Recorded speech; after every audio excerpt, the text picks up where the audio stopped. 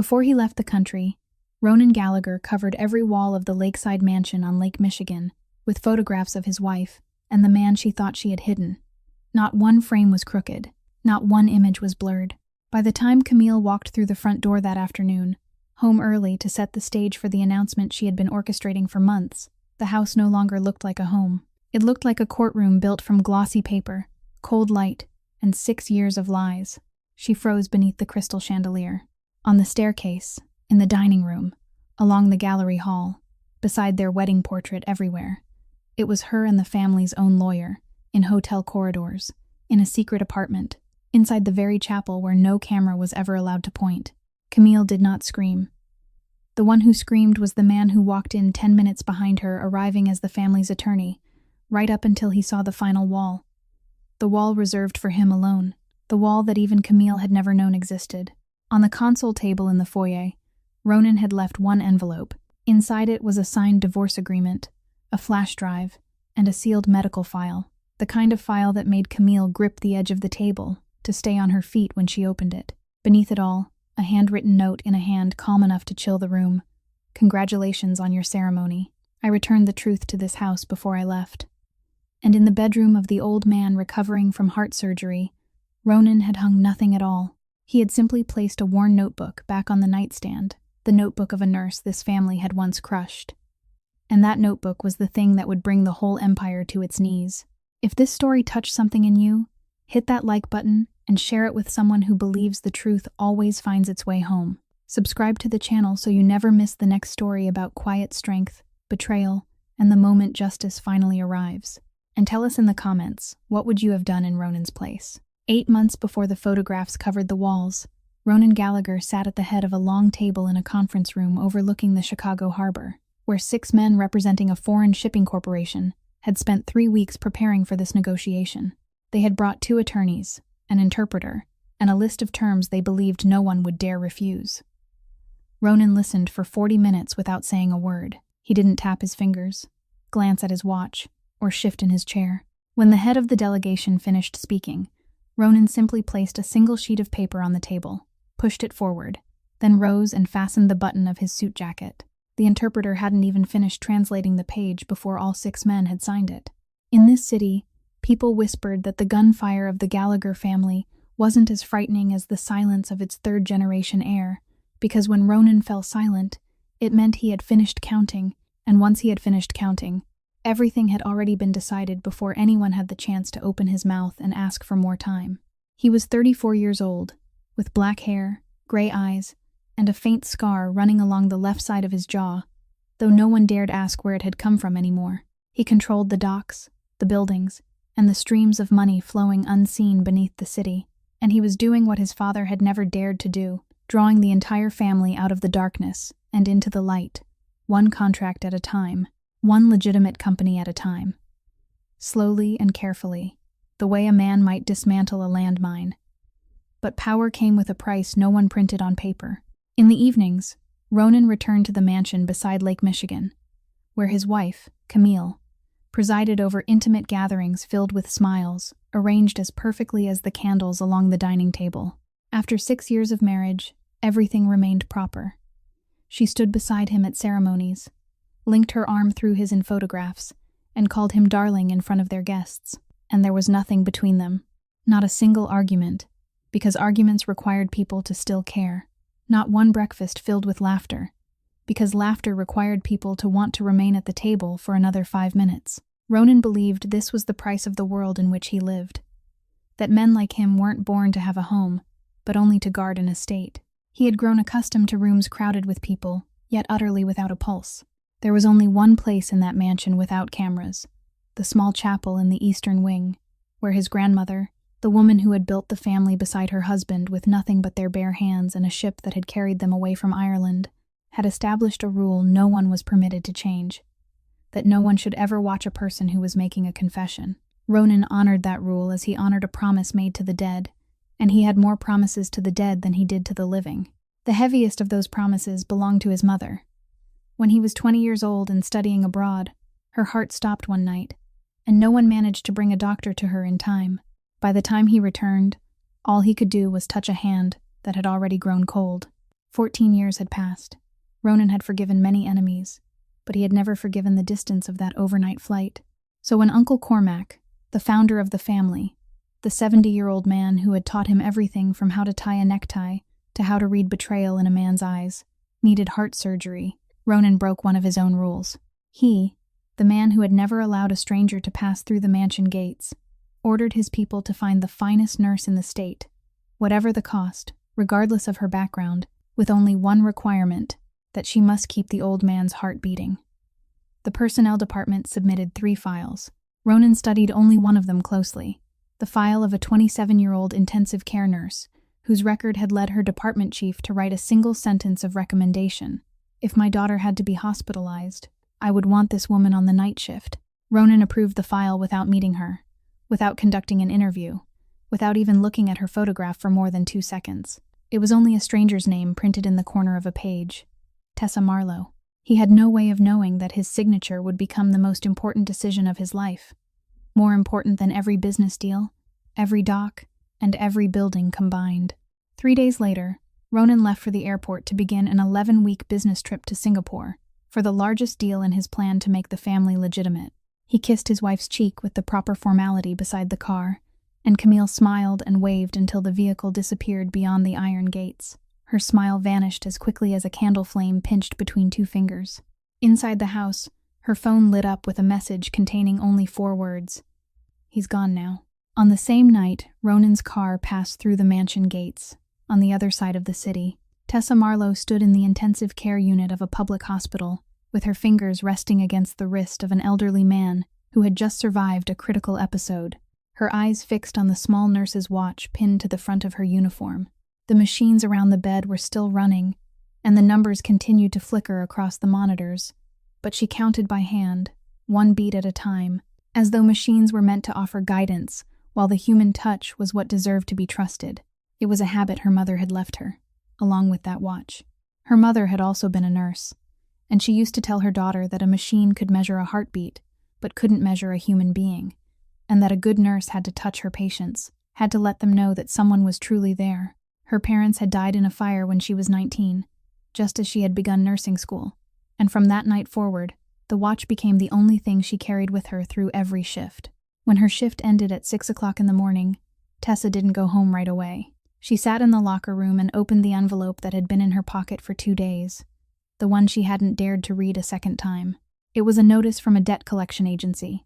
The medical loan taken out in her younger sister Piper's name for surgery 2 years earlier had been sold to another finance company. The interest rate had been adjusted, and the monthly payment had nearly doubled. Tessa read the number on the final line and did the calculation she had done hundreds of times before. 1 nurse's salary, minus rent, minus her sister's tuition, minus food, and the answer was always the same. It wasn't enough. Her phone vibrated.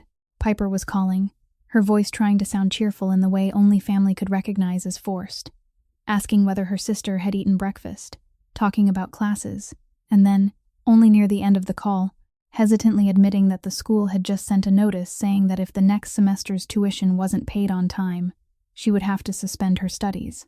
But it was all right. She could work for a year and return to school later. Tessa stared at the locker in front of her and listened to her little sister, the child she had raised since the age of 11, teaching herself how to surrender a dream so gently that it wouldn't hurt her older sister quite as much. In the calmest voice she could manage, Tessa told her that she wouldn't be suspending anything, that she would take care of it, then ended the call and sat motionless for a long time in the room, heavy with the smell of disinfectant. That afternoon, the head nurse called her into the office and explained that a wealthy family was looking for a private nurse to provide overnight care for a relative who had recently undergone heart surgery. They had specifically asked for the very best, and the compensation they were offering was 3 times her hospital salary. The woman added only one thing, that it was the Gallagher family, and in this city people didn't ask many questions about that name. They only needed to know that the Gallaghers paid on time and didn't appreciate curiosity. Tessa didn't need the rest of the afternoon to decide. 3 times her salary meant Piper's semester would be saved. It meant that debt, at least for this year, wouldn't swallow both sisters whole. She signed the contract on Friday, and by Sunday night she was standing before the iron gates of a mansion beside Lake Michigan. Gates more than 10 feet high, carrying her nursing bag, and listening to the sound of her own footsteps echo along the stone path through a garden trimmed so precisely that not a single leaf seemed permitted to grow out of place. The housekeeper, a woman named Brennan, led her through long corridors lined with portraits of generations past and briefly explained the rules of the house, which areas she wasn't allowed to enter, which hours she wasn't permitted to walk the halls, before finally stopping outside the patient's room. Cormac Gallagher lay in the bed, 70 years old, with the face of a man who had spent his entire life giving orders and now had to remain still while someone else guarded the beating of his heart, though his eyes were still sharp, as though the surgery had reached his chest but hadn't touched his gaze. He watched the new nurse from the moment she entered, noticing where she placed her bag, how she washed her hands, and how carefully she checked every medication on the table. Then, when it was time to take his pulse, he saw that the young woman didn't look at the expensive modern machines surrounding the bed. Instead, she gently took his wrist in her hand, lowered her eyes to the small, worn watch pinned to her uniform, and silently counted, with her lips barely moving, her fingers warm and steady against his skin like a promise. The room was so quiet that the ticking of the second hand could be heard. Cormac Gallagher, a man who had survived his entire life by seeing through people before they had the chance to speak, studied the young woman for a long moment before saying, his voice rough but every word clear, that she counted as though a human life were something worth counting carefully. Tessa looked up, but before she could answer, the old man continued, his eyes never leaving her, saying that in this house, people rarely counted anything except money. She remained silent for one heartbeat, then replied that from tonight onward, the house had one more person who counted something else. For the first time since the surgery, the corner of the Gallagher family founder's mouth lifted into something that almost resembled a smile. 3 weeks after that first night, Ronan flew back to Chicago in the middle of his business trip to sign a series of documents that couldn't be delegated, intending to remain for only 4 days before returning to Singapore. His flight landed close to midnight, and when the car carried him through the mansion gates, the entire house had already fallen into darkness, except for one illuminated window in the eastern wing, Uncle Cormac's room. Ronan went straight upstairs, his footsteps making no sound, the habit of a man raised in a world where a noise could be the last thing someone ever heard, and he stopped at the partially open doorway. Inside, a young woman in a nurse's uniform sat beside the bed with her back straight, one hand holding the sleeping old man's wrist, her eyes lowered to a small watch pinned to her chest, while her other hand wrote neat, steady lines in a notebook resting on her lap. She didn't hear him, or perhaps she did and simply didn't consider his presence more important than finishing the full minute she was counting. Ronan stood there watching the scene longer than he had intended, because in this house he was accustomed to every door opening and everyone immediately rising to their feet, every greeting polished in advance, and this was the first time anyone had ever made him wait.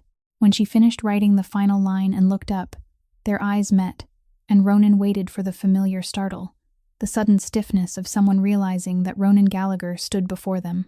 It didn't come. The young woman merely gave him a small nod in greeting, lowered her voice, and said that the patient had only been asleep for an hour, and that if he wished to visit, he should wait until morning.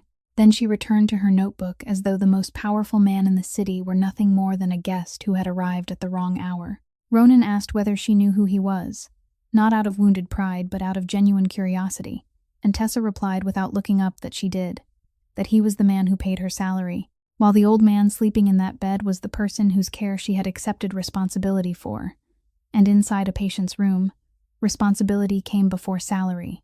He remained silent for a moment, then asked in a lower voice whether she wasn't afraid of him, because everyone who entered this house was afraid.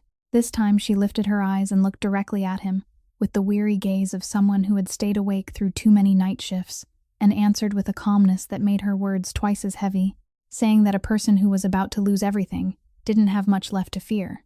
Mr. Gallagher. Ronan didn't ask, but during the 4 days he remained at the mansion, he began to notice something that unsettled him in a way he couldn't name. Everyone in the house performed around him. His wife performed the role of a wife, the guests performed the role of friends, and his men performed the role of loyalty. Only the night nurse performed nothing at all. She simply did her work, and because of that, she was the only real person in a house filled with people. On the final night before his flight, he stopped by his uncle's room once more and met her in the hallway just as she had finished her shift. Out of courtesy, he asked how the old man was doing, Tessa answered with the precise brevity of a medical professional, then hesitated for half a second and added something that would never appear in any chart, that his heartbeat was stronger than the records suggested, and that the house itself was what seemed to be growing weak. Ronan paused and was about to ask what she meant, but she had already lowered her head in farewell and walked toward the servants' staircase, leaving those words lodged in his chest throughout the 16-hour flight back to Singapore, though he couldn't understand why. Tessa hadn't spoken those words without reason. 1 week earlier, while checking the medicine cabinet at the beginning of her shift, as she always did, she discovered that the strength listed on the patient's heart medication didn't match the surgeon's prescription. The difference was small enough that an ordinary person wouldn't have noticed, yet significant enough that an intensive care nurse couldn't ignore it. She brought the matter to the lady of the house, Mrs. Camille, who received her in the drawing room with a perfect smile and a smooth explanation that perhaps the pharmacist had delivered the wrong batch, that Tessa shouldn't worry, because medication in this house had always been personally managed by her. Tessa thanked her politely and nodded, but her mother, who had also been a nurse, had taught her daughter something before she had ever taught her how to hold a stethoscope, that in this profession, one could believe what another person said, but medication could only be administered according to what was written in the records. So from that day forward, she quietly compared every pill against the hospital's original prescription, gave only the exact dose the doctor had ordered, and recorded everything in her handwritten monitoring notebook: the date, the time, the strength, the heartbeat, before and after each dose, every line written carefully by someone who had been taught that caution was a form of kindness. She didn't know that beneath that roof, her carefulness was standing in the path of a plan that had already reached its halfway point, and that every line she wrote was both a heartbeat saved and another line in the sentence that was about to be handed down against her. By the 12th week, the Singapore deal was complete, and Ronan returned to Chicago for good, bringing with him a suitcase full of documents and the habit of working past midnight in his study, so the light in the mansion's western wing now often burned at the same time as the light in the sick room in the eastern wing, 2 people awake beneath the same roof without knowing they were guarding opposite ends of the same truth. Cormac's health improved with each passing week. He could sit up on his own, had demanded his chessboard, and had begun complaining about the bland porridge in the way sick people do when they know they are going to live. Every evening, he used sleeplessness as an excuse to keep the nurse beside him for another 10 minutes or so, sometimes telling her about the ship that had carried his parents away from Ireland, sometimes asking about the younger sister she was putting through college, and Tessa realized that after a shift, she told this old man things she had never told anyone else.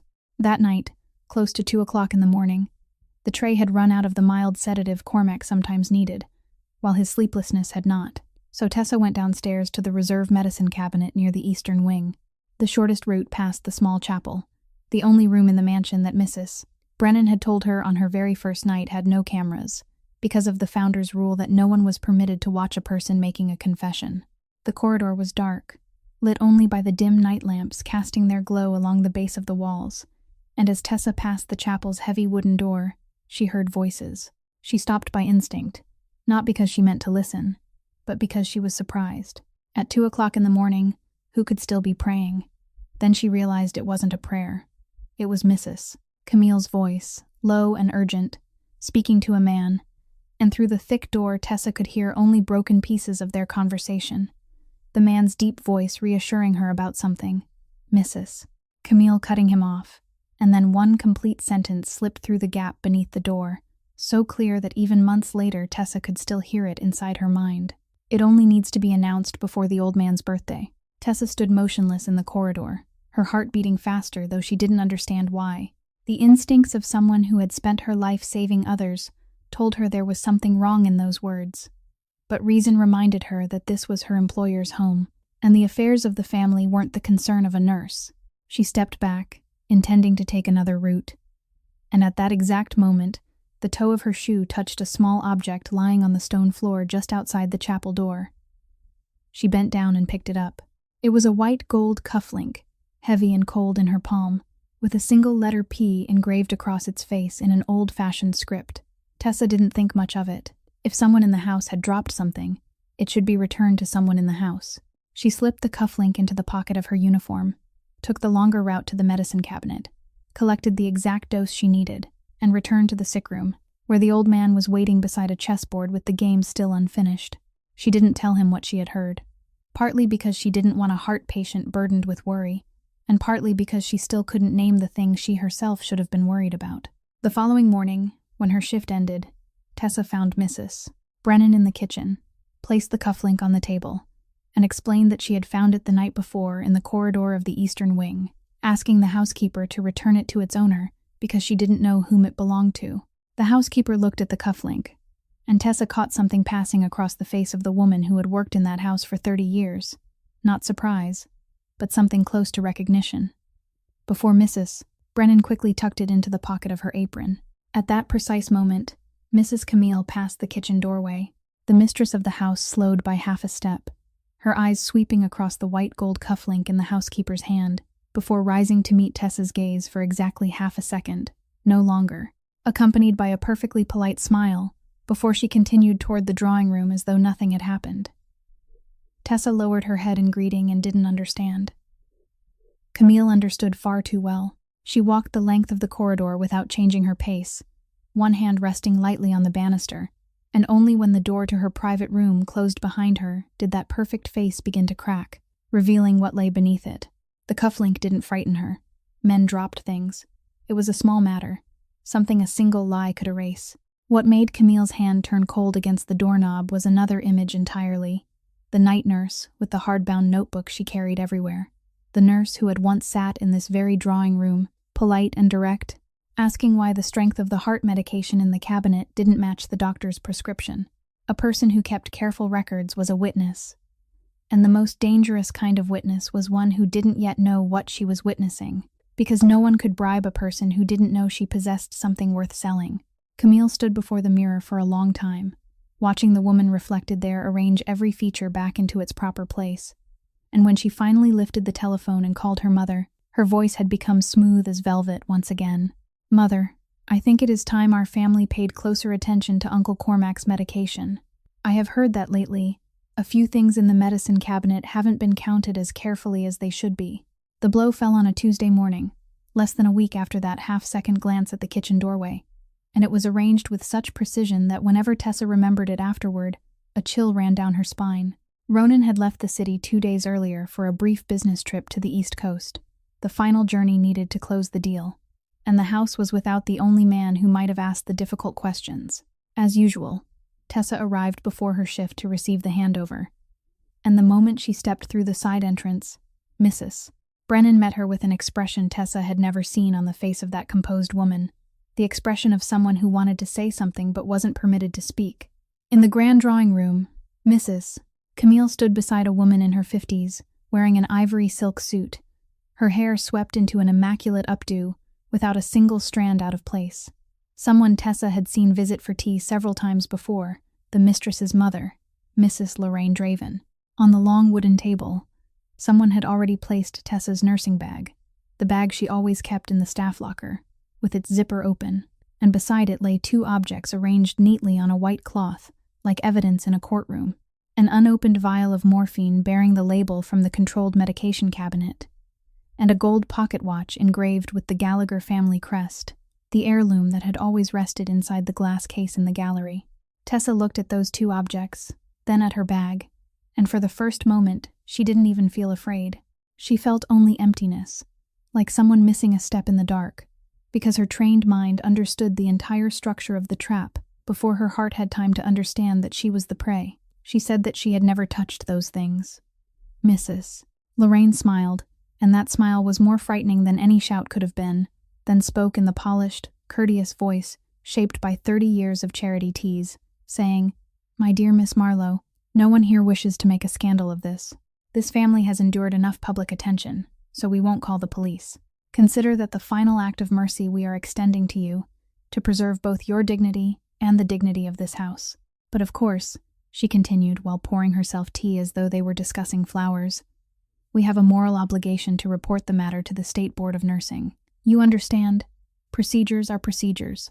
Tessa asked to speak, asked to compare the shift records, asked for the security footage to be reviewed, and every word she offered struck a wall wrapped in velvet. The cameras in the staff corridor had unfortunately malfunctioned that week. The shift records were private family documents. And young lady, the more you struggle, the uglier this will become. Tessa made one final request. "Let me say goodbye to Mr. Cormack, just for 1 minute." For the first time that morning, Mrs. Camille spoke, her voice gentle and final like a blade wrapped in silk, saying that the doctor had ordered a recent heart surgery patient to avoid all stress. "You are a nurse. You should understand that better than anyone. Or would you like his heartbeat to become your next victim?" They took her access card from her there at the table, while Mrs. Brennan was ordered to stand and watch, her aging hands clenched tightly together beneath her apron. What followed moved as quickly as a machine that had already been oiled and prepared. By the end of that week, the State Board of Nursing sent notice that her license had been suspended during the investigation. At the beginning of the next week, her former hospital called in an apologetic voice to say that they were forced to suspend her employment. Then, every other hospital to which she applied answered with the same kind of silence, the silence of places that had received a certain telephone call, and as though the timing had been arranged. The finance company holding Piper's debt sent a demand for immediate payment of the entire balance, on the grounds that the guarantor no longer had a stable income. Somewhere within it all came a carefully worded warning over the telephone from a debt collection employee, telling her that she should know her place, that she was fortunate no one had prosecuted her for stealing controlled substances. Inside the mansion, the old man was told that the nurse had been caught stealing his medication, and when Cormack roared that he wanted to see her, demanded the evidence, demanded to make a telephone call, every request struck the same shield. Doctor's orders. No stress for a man recovering from heart surgery. A new nurse, personally selected by Mrs. Camille, took over the shifts. The list of people permitted to enter his room was reduced to only a few names, and his telephone was put away so that he could rest and recover more quickly. Ronan returned home on Friday evening, exhausted from the flight, and Camille met him in the foyer wearing exactly the right measure of sorrow. She told him the first version of the story, the vial of morphine in the nursing bag, the family heirloom in the drawer. Such a terrible shame. I trusted her so completely. Thank goodness my mother handled everything discreetly to protect the dignity of our family. And Ronan, a man who could smell a fraudulent clause hidden within 400 pages of a contract, believed his wife, because he was tired, because every document laid before him appeared to fit, and because in 6 years he had never been given a reason to suspect that the greatest stage his wife had ever built stood directly beneath the roof of his own home. He asked only one question: "How is my uncle?" And when he was told that the old man was fine, Ronan picked up a pen and signed the internal order Camille had already prepared, prohibiting Tessa Marlowe from returning to the mansion grounds under any circumstances. That signature took less than 3 seconds. On Sunday afternoon, Tessa came to the iron gates one final time, not to ask for her job back, but only to leave the old man a handwritten letter saying that she hadn't done what they claimed and reminding him to take his medication on time. The new gatekeeper accepted the letter through the bars, looked at her with the eyes people reserved for thieves, and tore it in half in front of her, following the orders he had been given. Rain began to fall. Tessa remained there for a little while longer, rainwater streaming down her face until it could no longer be distinguished from anything else, looking through the iron bars toward the illuminated window in the eastern wing, where an old man was being lied to, and where the notebook she had accidentally left behind in the nursing desk still waited because she hadn't been allowed to retrieve it. Then she turned away and walked toward the bus stop, carrying with her the one thing they hadn't been able to confiscate, the truth no one had allowed her to speak. Many weeks passed, and life inside the mansion returned to its polished order. But some things were like grains of sand inside a shoe, not enough to make a person fall, yet enough to make every step uncomfortable. The first came from the family's accounting department. A single line in the monthly expense report that Ronan noticed while reviewing every number out of habit. Nurse Marlowe's final month's compensation hadn't been paid because the recipient hadn't come to collect it and hadn't responded to any emails. Ronan remained on that line longer than necessary. He had known every kind of thief in his life, those who stole small things and those who stole entire companies, and they all shared one trait. None of them refused money. A woman desperate enough to steal morphine and sell it had walked away from a month's salary worth 3 times what she earned at the hospital. Money she had every legal right to receive. It didn't fit, and things that didn't fit disturbed Ronan in the same way a crooked painting disturbed a collector. The second came one evening as he passed his uncle's room. The door was partially open, and he heard the old man speaking from inside, whether to Ronan or to the emptiness. He couldn't tell, his voice rough and slow. That girl never wrote down a single number incorrectly. Someone who recorded every heartbeat accurately doesn't steal medicine. Ronan stopped in the corridor. He wanted to enter and ask questions, but the new nurse closed the door with the familiar reminder that the patient needed rest, and Ronan allowed himself to be pushed away. Just as everyone in this house allowed themselves to be pushed by doctor's orders no one ever verified. But the words remained. The third was a question that grew inside his mind during a sleepless night, so simple that he was angry with himself for not asking it sooner. Why hadn't anyone called the police? This family had never hesitated to involve the police when they were useful, and the theft of a controlled substance was a criminal matter. There were procedures, fingerprints, records showing every item entering and leaving the medication cabinet. All the things that could have proven the culprit's guilt within 3 days. Yet they had chosen the quietest path. A professional disciplinary board where everything was decided on paper and no one's fingerprints were taken. Ronan sat in his study at 3 o'clock in the morning, slowly turning a cup of cold coffee, and said to himself the sentence he would later repeat to Emmett. A person who has truly been robbed calls the police. A person who has staged the theft calls a disciplinary board. The next morning, he summoned Emmett Doyle, a 45-year-old man who had been uncovering the truth for the Gallagher family since Ronan's father's time, the only person in the organization permitted to deliver bad news without sweetening it first. Ronan gave him a brief order. Reconstruct the entire Marlowe nurse incident. Do it quietly. No one can know, including anyone inside this house. When Emmett questioned him with his eyes, asking whether his employer meant even the lady of the house, Ronan answered only that he didn't suspect anyone. He simply hated things that made no sense, and there were 3 contradictions in this house wearing the same story. Emmett worked like an old craftsman, leaving no seam untouched. The cameras in the staff corridor had been reported broken during the exact week of the incident. But Emmett knew something the person who reported the failure didn't know. 2 years earlier, after an information leak, Ronan himself had ordered a separate backup storage system installed, and only 3 people in the entire organization knew its password. The backup footage was still there, and in it, on the evening before the evidence was discovered, Camille Gallagher, the mistress of the house, entered the staff locker area, a place she hadn't had any reason to visit during the 6 years she had lived in the mansion, stood in front of Nurse Marlowe's locker for exactly 90 seconds, and opened the zipper of the nursing bag with a hand covered by a silk glove. Emmett watched the footage 4 times before bringing it to Ronan, and he placed the tablet on the study desk without saying a word, because 30 years in his profession had taught him that some truths had to be seen with one's own eyes. Ronan watched it once. He didn't replay it. His expression didn't change. Only the knuckles of the hand resting on the desk slowly turned white. Then he spoke, his voice low and level like the surface of a lake before a storm. "Keep pulling. This thread is longer." And Emmett pulled. The silk glove led to the question of where the mistress had obtained the key to the controlled medication cabinet. The key led to the person who held the only duplicate outside the nurse on duty. That led to the family's medication purchasing process, which had been arranged by a law office, and the name of that office made the thin thread suddenly tighten into a chain. Following the money paid for private medical services, Emmett discovered regular payments flowing from the family's operating fund into a health consulting company registered in another state, a company with no employees and no real office, only a bank account and a legal representative concealed behind 3 layers of authorization documents. When he finally peeled away the last layer, the name that appeared forced Emmett to verify it through 3 independent sources before he dared place it in the report. Preston Vaughn, chief counsel to the Gallagher family, the man who still dined at the mansion once every week and called Ronan his brother. Preston Vaughn's name had been lying on the study desk for 3 days when Ronan remembered the notebook. He remembered the first night he met the nurse, the image of her hand writing steady lines in the hardbound notebook resting on her lap, and he summoned Mrs. Brennan and asked only one question: whether the belongings Miss Marlowe had left behind were still there.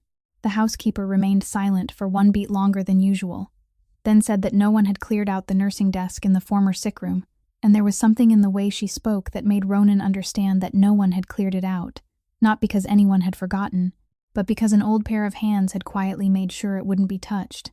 The notebook lay at the bottom of the drawer, its dark blue hardcover worn at the corners, and Ronan carried it back to his study, locked the door, sat down, and read it as though he were reading a contract that would decide the fate of his entire family. because it turned out that was exactly what it was. The pages were filled with the careful handwriting of someone who had been taught that caution was a form of kindness. Every night shift occupied a page. His uncle's heartbeat at 10 o'clock at night, at 2 o'clock in the morning, at 4 o'clock in the morning, his blood pressure, the dosage of every medication, his sleep, even the small notes in the margins saying that the old man had demanded his chessboard, that he had told stories about the ship, that he had laughed. Ronan turned each page and watched his uncle come back to life night after night through the ink of a stranger who had guarded him more carefully than his own blood. Then he reached the pages that seemed to lower the temperature of the room by several degrees. Beginning in the 7th week, a comparison column appeared beside the medical readings. The strength of the heart medication written on the surgeon's prescription and the actual strength of the batch stored in the cabinet. The two numbers didn't match. Beside them was a note saying that the mistress of the house had been questioned and had explained that the pharmacist had delivered the wrong batch, followed by a line underlined in darker ink. Administer only according to the original prescription. Verify every pill before each shift. Ronan sat motionless for a long time, and inside the mind of a man raised to recognize the structure of every game, the scattered pieces of the past several weeks began to fit together into a complete and chilling picture. Someone had switched his uncle's medication, not to kill him, because death left a body in questions, but to make the old man weaker, more exhausted, more confused, until one day his hand would tremble as he signed documents transferring power that he could no longer read. And that day had already been chosen. It only needs to be announced before the old man's birthday. But the plan had encountered something no one had anticipated. A provincial nurse with the habit of comparing every pill against the original prescription. And throughout the time she remained on duty, the old man hadn't grown weaker at all. He had become stronger with every passing week, demanding his chessboard, demanding seasoned food, laughing aloud. That was why she had to be removed. And she had to be removed in the cruelest possible way. Simply firing her wouldn't be enough, because she would still have a voice. Her credibility had to be destroyed. She had to be turned into a nurse who stole medication, because no court, no board, and no person would ever trust the records of a thief. Every line she had written would die along with her reputation. Tessa Marlowe hadn't been framed because of a cufflink. She had been framed because she had kept her records too carefully. Ronan closed the notebook, and at that exact moment, Emmett knocked on the door, carrying the second file Ronan had requested the week before, the remainder of the chain. He placed it on the desk, and for the first time in 30 years of delivering bad news, the man spoke before opening the file. "You should sit down before you look at this, sir." Inside were photographs spanning the 11 weeks Ronan had spent in Singapore, and even the time before that. Camille and Preston in the corridor of a hotel in the center of the city. Camille entering an apartment building registered to a shell company. Preston's car parked in the garage of that building in photographs taken through all 4 seasons.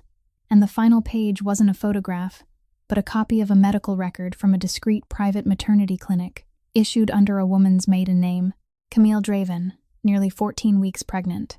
Ronan looked at that number, and the mind that never stopped counting automatically worked backward to the weeks when he had been half a world away from home. Then he stood, walked to the wall behind his desk, opened a private safe whose contents even his wife had never seen, and removed a sealed medical file that had been sleeping there for 5 years, ever since the accident when he was 29, a file bearing the signatures of 2 leading specialists, and a conclusion he had never shared with anyone, not even the woman he had married, because in his world, a weakness spoken aloud became a weakness that could be used. The conclusion stated that his chances of fathering a child were almost non-existent. He placed the sealed file beside the pregnancy report, the 2 documents lying next to each other on the wooden desk. One was the foundation of his wife's entire plan for an heir. The other was the thing that had caused that foundation to collapse before the first brick was ever laid, and she had no idea. Ronan didn't break anything. Not a single glass left its tray, and not one sound escaped through the study door that night. He simply sat down, opened the nurse's blue notebook to its first page, placed it on his left, arranged Emmett's photographs on his right, left the sealed medical file between them, and began reading everything again from the beginning, slowly, 1 line at a time, the way a man takes inventory before a great reckoning. In this city, people still said that in Ronan Gallagher's world, when he fell silent and began to count, it meant someone's time had run out. That night, behind the locked door of his study, Ronan began to count. Finding Tessa Marlowe wasn't difficult for a man like Emmett. The difficult part was that what he found reduced the report to a single page that Ronan had to read 3 times. The young woman had left her old apartment because she could no longer afford the rent after losing her job, and had moved into a small room on the outskirts of the city. After 4 months of rejection from every hospital because her name had been placed on a blacklist, she accepted a night shift position as a care aide at a suburban nursing home, work that didn't require a professional license, paid half a nurse's salary, and consisted of cleaning, lifting patients, and changing bed linens. Tasks now performed in silence by hands that had once guarded the heartbeats of an entire intensive care unit. Ronan drove there himself on a Thursday night, without a driver or bodyguards, parked across the street, and walked into the aging building behind a fence with peeling paint. Through the glass window of the common room, he saw her before she saw him. Tessa was sitting beside an elderly woman with silver-white hair who had fallen asleep in her wheelchair, and beneath the dim yellow light, he watched her do something no care aide was paid to do. She gently took the old woman's wrist, lowered her eyes to the small watch pinned to her chest, moved her lips as she counted, then wrote something on a piece of paper folded into quarters, and tucked it into her pocket, because the habits of someone who had once been a nurse couldn't simply be abandoned, and because the elderly people in this place, with no children or grandchildren, had no one else to count anything for them. Ronan stood outside the glass, watching her, the man who had viewed the footage of his own wife framing someone without changing expression, and felt his chest tighten in a way he couldn't name. When Tessa pushed the wheelchair into the hallway and saw him, she stopped. She didn't startle or step back. She merely straightened her spine, like someone preparing to receive another blow, and asked in a calm voice, worn empty of emotion, whether Mr. Gallagher had come to make certain she stayed away from his house, or whether there was still somewhere her name hadn't been blacklisted. Ronan said that he had come because he knew the truth. She looked at him for a long time, and he waited for tears, anger, accusations. But all that came was a very soft breath, like someone lowering a backpack filled with stones, after carrying it over a road that had been far too long. Then she said, "So now you know," and began to push the wheelchair forward again because the old woman needed to be back in her room before it was time for her medication. He followed her and said that he would compensate her for everything. Every loss, the debt, the months without work, any amount she named, he would sign. Tessa stopped the wheelchair in the middle of the hallway and turned to look directly into his eyes for the first time that night, with the eyes of the woman who had once stood in the rain outside the iron gates of his home and spoke each word slowly and clearly. "I don't need you to buy my dignity back for me. I need the person who took it to return it to the place where it belongs." Ronan remained silent, and she continued, her voice no louder, though every word struck like a needle. "Do you know where that place is? It is the State Board of Nursing, where they are holding my license with the word theft beside my name. It is every hospital that received some telephone call. It is my sister, who had to hear people whisper that her older sister was a thief. Dignity doesn't live inside a bank account, sir. So your money can't reach the place where mine has been imprisoned." Then she lowered her voice. "And it was that lowering of her voice that became the sharpest blade," she said. "And I remember the signature on the order forbidding me from returning. The gatekeeper showed it to me before he tore up my letter. You believed them too, without asking me a single question." The nursing home hallway was so quiet that the ancient heater could be heard breathing at the far end. Ronan Gallagher, a man who had never bowed his head before anyone still living, stood there and accepted every word, without denial, without explanation, without using his wife as a shield, because he understood that some signatures took 3 seconds, and some debts took a lifetime to repay. He only said, "You are right. I signed without asking. That was my failure, and I am not asking you to erase it. I am asking you for only one thing. Don't sign for any money. Don't agree to remain silent with anyone who comes to you. And wait for me, because your dignity will be returned to the exact place you just named, to the very table of that board, publicly and completely, together with the names of the people who took it from you. I don't promise it will be quick. I promise it will be complete." Tessa looked at the most powerful man in the city standing in the peeling hallway of a nursing home, and for the first time since that Tuesday morning, something very small stirred inside her chest, something she had believed they had confiscated, along with her access card and her professional license. She didn't say whether she believed him. She only nodded once, then pushed the wheelchair toward the end of the hallway, while Ronan stood watching until the white uniform disappeared around the corner. That night, as he drove home, he didn't turn on the music or make a telephone call. He simply drove in silence through the sleeping city, and from that night onward, the debt inside him had two layers. One bore the name of his uncle, the man being slowly poisoned inside his own home. The other bore the name of that young woman, whom Ronan himself, with a signature that took 3 seconds, had helped push into the abyss while she was protecting the life of the only family he had left. Camille chose a Saturday dinner to announce the news. The dining table was lit with candles. The main course was the dish Ronan had eaten since the early days of their marriage, and when the servants withdrew, she placed a hand over her stomach with an expression of hesitation she had practiced in front of the mirror no fewer than 3 times, and said that she had something to tell him. They were going to have a child. With another husband, that moment would have required tears, an embrace, at least a smile. But Camille hadn't married another husband. She had married Ronan Gallagher, so when he set down his knife and fork, looked at her for 3 seconds, then nodded and said the family needed this news, she noticed nothing unusual. On the contrary, she felt relieved, because 6 years of living with this man had taught her that coldness was his truest signature. The colder he was, the more believable he became, and one nod from Ronan was worth more than 100 congratulations from anyone else. She added in a voice soft as silk that she wanted to make the announcement at Uncle Cormac's 70th birthday celebration before the entire family, so that the joy might help him recover.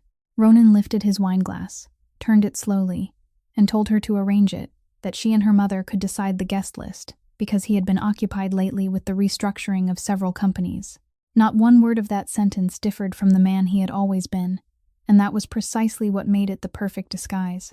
Because he wasn't pretending to be a happy husband, a role he wouldn't have known how to play. He was simply performing the same cold version of himself everyone saw each day, and no one examines something that looks exactly like the truth. From that day forward, the mansion moved along 2 parallel timelines. The first was loud and fragrant with flowers. Camille and Mrs. Lorraine sat with the event planners, chose the menu, selected the music, and prepared a guest list that included every important relative and 2 senior associates of the family. During the afternoon telephone calls between mother and daughter, the plan was secured 1 step at a time. The pregnancy would be announced at the exact moment everyone raised their glasses to honor the old man, so that Cormac would be overwhelmed before the entire family and left with no choice but to offer his blessing.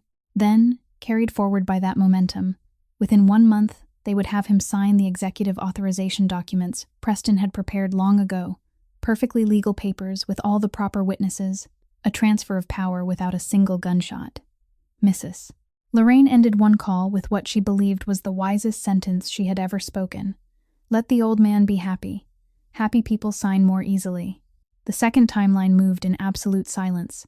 Judith Kane, a 50-year-old attorney with a voice as dry as the documents she handled, who had represented Ronan personally since before his marriage, began assembling the case in an office outside the family's building.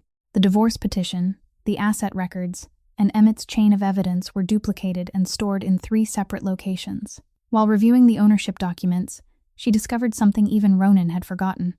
The mansion beside Lake Michigan wasn't part of the family's shared property as everyone believed.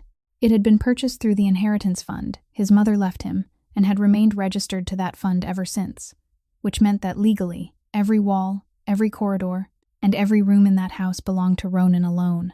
He had complete authority to do whatever he wished inside it, including turning it into whatever he wanted it to become. Judith delivered the news in a single sentence over a secure line. The house belongs to you, not to them. At the other end of the call, Ronan stood looking through the study window toward the lake for a very long time. During those same weeks, he did something that appeared in none of Judith's files. Through 2 layers of intermediary companies, the entire medical debt in Piper Marlowe's name was purchased from the collection agency by another party. The interest was immediately frozen. Every collection call stopped from that moment onward, and on paper, the new creditor was only an anonymous company name the Marlowe sisters would never be able to trace. He remembered Tessa telling him that his money couldn't reach the place where her dignity had been imprisoned, so he quietly removed the noose from the necks of both sisters and reserved the restoration of her dignity for another kind of repayment. The final days before the celebration passed in a state of perfection so complete it was almost frightening. Florists came and went. The menu received its final approval. Camille tried on dresses before the mirror 3 times and chose a cream-colored one that emphasized the curves now beginning to show on a woman nearly 6 months pregnant. Preston sent flowers wishing Uncle Cormac good health, accompanied by a carefully written card worthy of a devoted nephew. Mrs. Lorraine ordered invitations printed with the family monogram, and all of them moved with the confidence of chess pieces that believed they were the players. Not one of them knew that in the mansion's western wing, behind the locked door of the study, a safe held a sealed medical file 5 years old, and the man who possessed the key still sat alone every night, reading the blue-covered notebook of a nurse and comparing every date on the calendar with every step of their plan, patient as a watchmaker waiting for the pendulum to reach the precise point of descent. The birthday celebration they had so carefully prepared as the stage for their coronation, he had decided would become their courtroom, and the invitations had been sent by their own hands. The letter arrived one afternoon just after Tessa finished her shift, lying in the mailbox of her rented room among several advertisements, inside a thick white envelope with no sender's name, no return address, and a postmark from a district she had never visited. She opened it at the kitchen table and sat motionless for 10 minutes. Inside was a copy of the inventory record for the mansion's controlled medication cabinet, signed to confirm that every item was accounted for and dated 1 day after the morphine vial had been found in her bag, which meant the evidence had appeared in her bag before the medication cabinet had even reported anything missing, a fatal contradiction that only someone with access to the household's original records could have known. Along with it was a copy of the pharmacy delivery receipt, showing that the batch of heart medication with the incorrect strength hadn't been sent by mistake at all, but had been specially ordered through an additional purchase request, approved with the signature of the mistress of the house. Finally, there was a sheet of white paper folded in half, with only one sentence written across it in careful slanting handwriting. You once guarded the heartbeat of this house. Now it is time for this house to beat again for you. By the 10th time Tessa read those words, she realized that her hands were trembling, not from fear, but from the unfamiliar feeling of someone drowning who had suddenly touched a hand without knowing whose it was. She immediately thought of Ronan, because who else could it be? Who else in that house both knew the truth and had the authority to touch the original records, and the thought made her angry in a way she couldn't name. If it was him, why hide his identity? Why promise to restore everything publicly and properly, only to come through the back door as though the truth were some charitable gift? The following evening, she went to the address of the transportation company the newspapers always mentioned when writing about the Gallagher family's effort to become legitimate, waited in the parking lot until nearly 10 o'clock at night, and when Ronan emerged with Emmett, she walked directly toward him, pulled out the white envelope, held it up, and asked without greeting him whether he had sent it. Ronan took it and read every page beneath the parking lot lights, while Tessa watched his face the way a nurse watched a patient, searching beneath the skin for a genuine reaction. She saw his eyes pause on the inventory record, saw his jaw tighten at the delivery receipt, and then saw something she hadn't expected. Real surprise. The kind even the finest actor couldn't perform. He returned the envelope and said that it hadn't come from him, because if he had sent it, she wouldn't have received it through the mail. Then he remained silent for a moment, before adding more slowly that whoever had sent it knew things that had taken even him many weeks to uncover, and that person was standing on her side from inside the house. The two of them stood in the empty parking lot, looking down at the white envelope, silently passing through every face inside the mansion, and neither of them could find a name that fit the empty space. Who in a house where every loyalty had already been bought or weighed, would still dare to stand quietly beside a nurse branded as a thief? The question remained suspended between them without an answer, and Tessa carried it back to her rented room, placed the envelope beneath her pillow like a small lamp, and for the first time in many months, slept without dreaming of the iron gates. During that same week, on another side of the chessboard, Emmett brought Ronan a discovery he called the loose thread on a garment that was too smooth. Preston Vaughn was careful to the point of suspicion. Every exchange with Camille passed through a self-deleting application, and every movement of money was hidden behind 3 layers. But even the most careful man needed somewhere to store his caution, and Emmett found that place. A second unregistered telephone that was only turned on during Wednesday afternoons at a coffee shop beside a gym. That telephone didn't call Camille. It regularly exchanged messages with a number in New York, belonging to the youngest daughter of a rival family that had fought the Gallaghers for harbor contracts for 2 decades. The frequency and timing of those messages revealed a relationship that had lasted at least 1 year.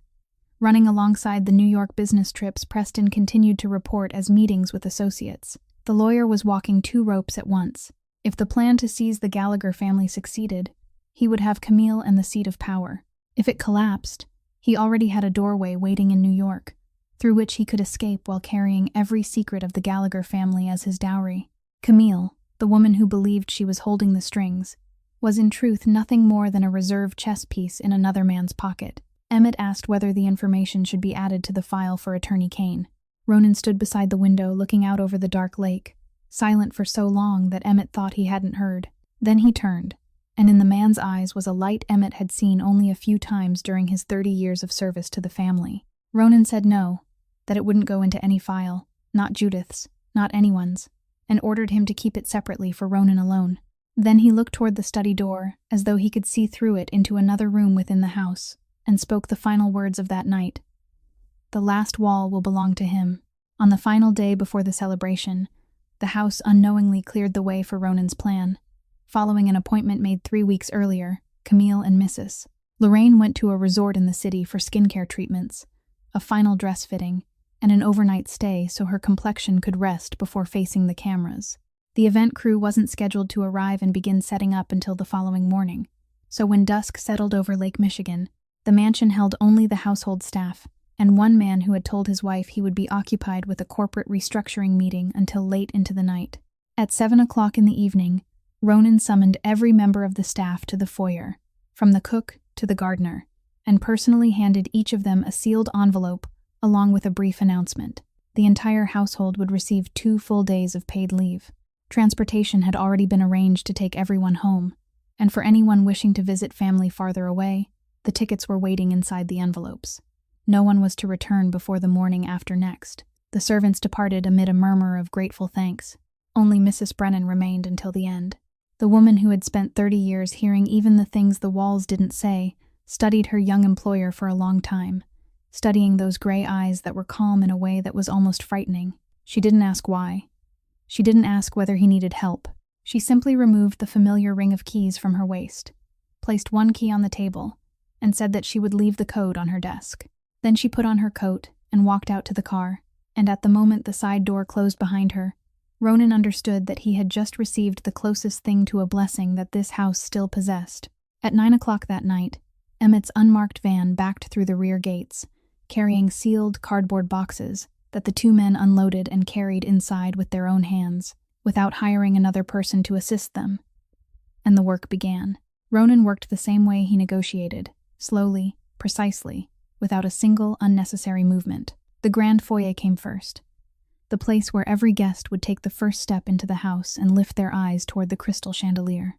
On the most prominent wall opposite the main entrance, he placed the largest enlargement, smoothing every corner flat with both palms like a museum worker mounting a painting, so that anyone crossing the threshold would be forced to see it before they had the chance to notice anything else. The staircase came next, and there he did what people would later describe as the coldest detail of that night. He arranged the photographs in chronological order, one image on every step, with the date clearly printed beneath each one, so the betrayal climbed the staircase one step at a time, just as it had climbed through the months, and anyone wishing to reach the second floor would be forced to walk beside the entire timeline. There was no shortcut, just as there had been no shortcut for him through 6 years of marriage. He remained longest in the gallery, beneath the stern portraits of his ancestors in their gilded frames, the men and women who had built this family with nothing but their bare hands and a ship that carried them away from Ireland. He carefully displayed every invoice, every transfer order, and every account statement showing how the family's money had flowed into the shell company. Each document was aligned beneath the gaze of an ancestor, so that those who had sweated to build the fortune could look directly upon the people who were hollowing it out. When he reached the chapel, he brought no photographs with him. He pushed open the heavy wooden door, walked past the short rows of pews beneath the dim glow of the sanctuary lamp, and left only one object on the Bible resting at the center of the altar, the white gold cufflink engraved with the letter P that Mrs. Brennan had returned to him along with her account of that morning at the kitchen doorway. Beside it, he placed a folded sheet of paper bearing one handwritten sentence: "God doesn't need photographs." In the office at the end of the second-floor corridor, the room Preston used whenever he came to conduct family business, Ronan locked the door behind him and remained inside for 40 minutes, longer than he had spent in any other room. When he emerged, The wall behind the desk had been completely covered with things that, outside of Ronan and Emmett, no living soul had ever seen. Then, he went to his uncle's room. The old man was sleeping deeply under the effect of a mild sedative, his chest rising and falling in a steady rhythm, and Ronan stood beside the bed for a long time. He placed nothing on these walls, not one photograph and not one sheet of paper. A heart patient didn't need another blade driven into him. He only needed the truth placed within reach. Ronan took the blue-covered notebook with its worn corners from the inside pocket of his coat and set it neatly on the bedside table, in the same place where it had once rested every night while the nurse sat on duty, so that the following morning, when Cormac awoke amid the commotion that would surely come, he would only need to reach out and touch the handwriting of the one person who had guarded his heartbeat, while the entire house guarded his fortune. There was one final room Ronan entered, and left with empty hands: the kitchen. He stood among the cold stone counters where, 30 years earlier, his mother had kneaded dough every Sunday morning and taught her young son that waiting for bread to rise required patience. He decided that this place would bear no trace of the betrayal. Some memories couldn't be allowed to become poisoned, not even by a single piece of paper. At 3 o'clock in the morning, the empty cardboard boxes were loaded back into the van, and Emmett departed through the rear gates. Ronan made one final circuit of the house, straightened a frame that hung half a centimeter crooked at the foot of the staircase, placed a large envelope on the console table in the center of the foyer, then switched off the lights one section at a time, like someone lowering the curtain before a performance. He sent his wife a brief message, saying that his return flight had been delayed and that he would arrive in the middle of the celebration. Across the city, inside a resort room scented with essential oils, Camille read the message, smiled, and set her telephone aside, thinking that her husband's absence during the first half of the evening would only make things easier. Her stage needed that empty space. At dawn, while Lake Michigan was still gray as cold steel, a black car left the mansion and carried Ronan Gallagher to the airport. And behind him, the silent house waited in the light of morning, every wall having already memorized its part. The sound of tires grinding over the gravel outside the gates cut through everything. Camille was still standing in the middle of the foyer with the medical file in her hands. Preston still hadn't recovered from the shock of the wall inside the office. He had rushed upstairs to see on his own trembling legs, and both of them realized a truth as simple as it was merciless. The celebration could no longer be cancelled. The invitations bearing the family monogram had been sent 3 weeks earlier. The guests had already arrived, and there wasn't a single servant left in the house to send out and block the gates, not one pair of hands to tear the photographs down in time. The house had been abandoned to the truth for one full night, and now the truth refused to give it back. Camille lunged toward the nearest photograph on the foyer wall and tried to rip it down, her fingernails scraping against the adhesive that held it perfectly flat. But only one corner of the photograph tore away, revealing an identical second print mounted beneath it. The person who had hung the photographs had anticipated even this desperate movement of her hand. She stood there holding the torn piece of photographic paper and understood that she was trapped inside a chessboard where every move had already been made on her behalf the night before. The front doors opened. An aunt of the family entered first with her husband, and the cheerful words on their lips died as abruptly as though they had been cut away with scissors. Then came the 2 senior associates, the family always called honored guests, men who had sat through every kind of negotiation imaginable, and even they, men who believed they had seen everything the world could show them, stopped frozen at the threshold, with the birthday gift still tied in its ribbon between their hands. Their eyes moved from the enormous photograph in the center of the foyer to the woman nearly 6 months pregnant standing beneath it, then to the chief counsel descending the staircase with a face as white as a blank sheet of paper. A younger relative entered last, still laughing at an unfinished story on his telephone, looked up, and the smile remained trapped on his face like something forgotten there. No one removed a coat, no one set down a gift. The grand foyer was filled with people, yet it was so silent that the steady breathing of the air conditioning above could be heard, because there are some sights for which etiquette has never written a response. Then the sound of a cane striking the stone floor came from the doorway, slow and even, 1 beat at a time, and the crowd parted like water. Cormac Gallagher entered the house bearing his family's name, exactly 70 years old that day, his back still straight, although his right hand rested his full weight upon the wooden cane. He stopped beneath the crystal chandelier and looked up at the largest photograph for exactly 3 seconds. No longer. Then did the one thing that made the entire foyer hold its breath. He walked toward the staircase. The old man climbed one step at a time, slowly, like a solemn ritual, stopping before every photograph arranged along the timeline, reading each date printed beneath it with the eyes of someone who had spent 70 years learning to read people in order to survive. He didn't speak. His expression didn't change.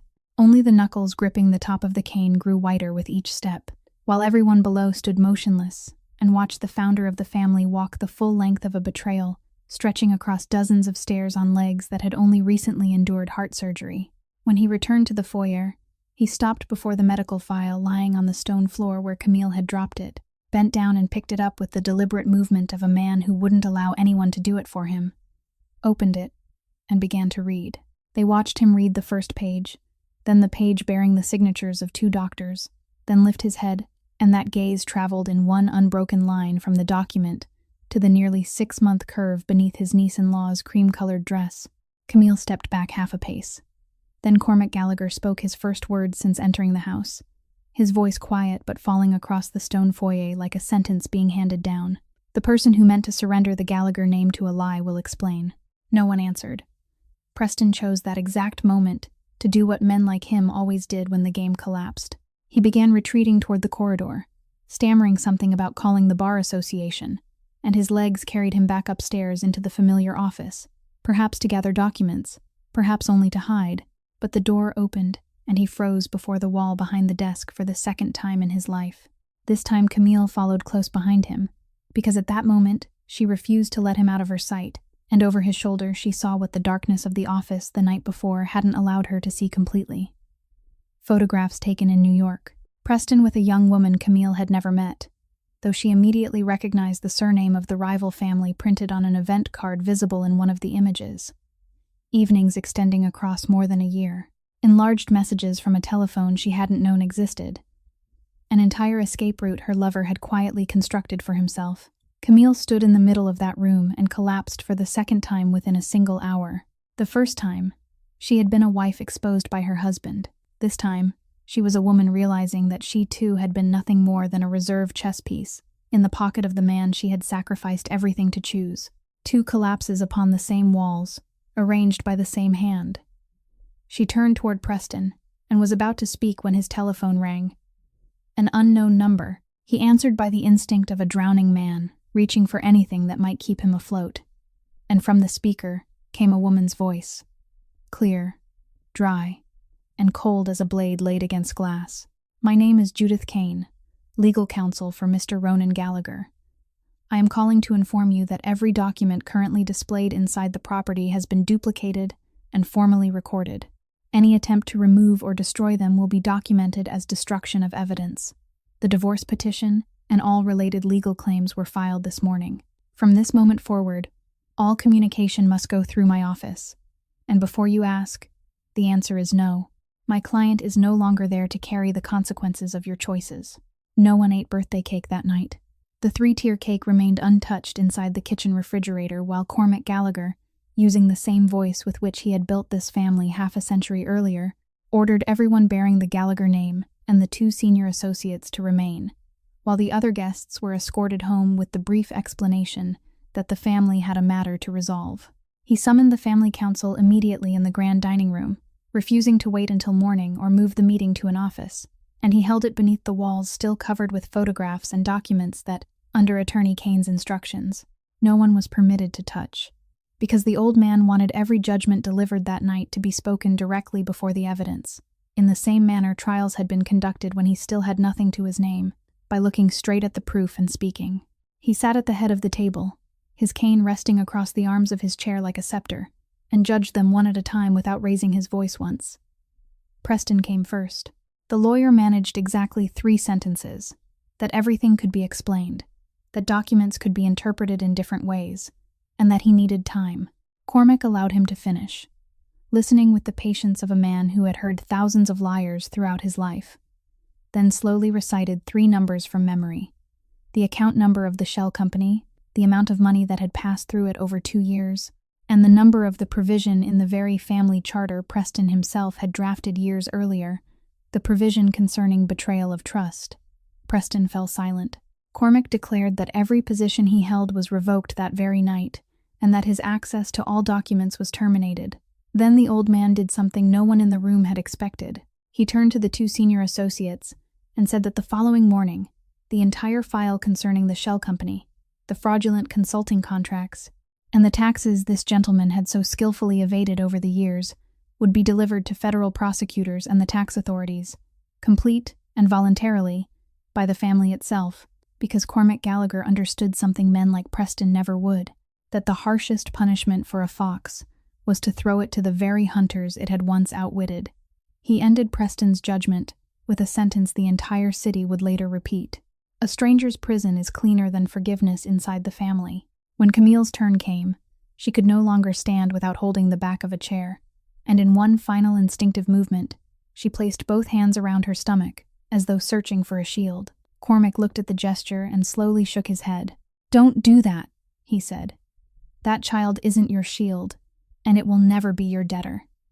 He ordered the prenuptial agreement read aloud before the council, the same agreement Mrs. Lorraine had once reviewed word by word before the wedding with a satisfied smile, because she believed her daughter would never need it. The document stated clearly that any proven act of betrayal would require the offending party to leave with exactly what they had brought into the marriage, and Camille Draven had entered that house with 2 suitcases of clothing. She would leave before the end of the week, return to her mother's home, and take exactly 2 suitcases with her. Mrs. Lorraine sprang to her feet and reached for the weapons she had always relied upon, her polished voice and her connections. She spoke of charitable foundations, benefactors, and the reputation of their social circle. Cormac listened to everything, then answered with a single question. "Do you believe those benefactors will sit at the same table with the woman who approved an order for the wrong strength of medication for an old man recovering from heart surgery?" The room fell silent, because only then did many of them understand the deepest meaning of the documents displayed in the gallery. Before the following week ended, the 3 largest charitable foundations in the city had each received a resignation letter signed by Lorraine herself, because some doors must be closed by one's own hand before someone else slams them shut.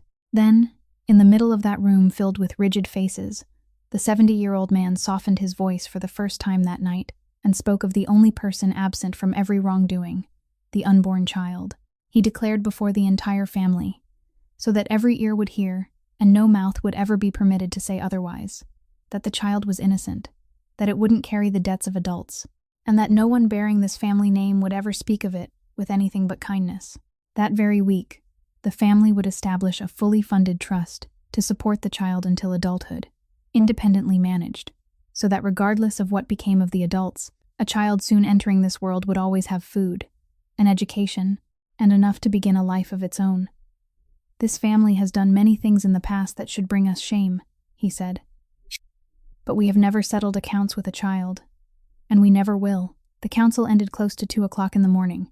One by one, they left through the grand foyer beneath the photographs, still looking down upon them. When the room held only the old man and the housekeeper, who had quietly returned at dusk and stood behind his chair throughout the entire judgment, as she had for 30 years, Cormac finally allowed his shoulders to sink slightly. He reached into the inner pocket of his coat and took out the object that had rested there since morning, the blue-covered notebook with its worn corners, the one he had found on his bedside table upon waking, whose pages he had read so many times that he nearly knew them by heart, while the entire house collapsed beyond his door. Then he spoke to Mrs. Brennan in a tired voice that no longer concealed anything. "I need to see the nurse. I owe that girl a trial." 2 days later, a black car stopped in front of the suburban nursing home at the exact hour Tessa finished her morning shift, and the person who stepped out wasn't Ronan but Mrs. Brennan, the woman who opened with the only sentence needed to make Tessa agree to get into the car. "The old man wants to see you, child, and this time no one can stop him." They didn't return to the mansion. The car took her to a small gray stone house on the outskirts of the city, where Cormac had moved temporarily while the house beside the lake remained a formally documented crime scene, and the old man was waiting for her at a tea table by the window, thinner than when she had last seen him, though his eyes were as bright and direct as though there had never been any surgery. Tessa stood in the doorway, and all the things she had planned to say through so many nights suddenly refused to come first, so he was the one who spoke. "Sit down, child. Today, let this old man give his statement first." Then Cormac Gallagher began to tell her everything, slowly and clearly, like someone who had been arranging this testimony for a very long time. He said he had never believed it, not for a single second. On the morning they entered his room and told him that the nurse had been caught stealing medication, he lay there listening and knew immediately that it was a lie, because he was the man whose wrist that young woman held every night while she counted every heartbeat with her mother's old watch. Someone that careful with another person's life would never be careless with her own honor. But as he lay there, he understood something colder at the same time. If they were willing to invent such a shameless story to tear her out of the house, then she must have been standing in the way of something much larger, and that larger thing had something to do with the pills she had once questioned. The old man had overheard that conversation from his bed, even though both women had believed he was asleep. He continued, his voice unchanged, though his fingers tightened together on the tabletop. Think about what I had in my hands at that moment. A heart that had just been cut open, a telephone taken away under doctor's orders, and a list of people allowed into my room approved by the very person behind the scheme. Had I shouted for justice for you that day, without evidence and without allies, they would only have smiled and said the old man had become confused after heart surgery. Then they would have needed only a few more doses before I truly became confused, before I no longer had enough clarity to serve as a witness for anyone, including myself.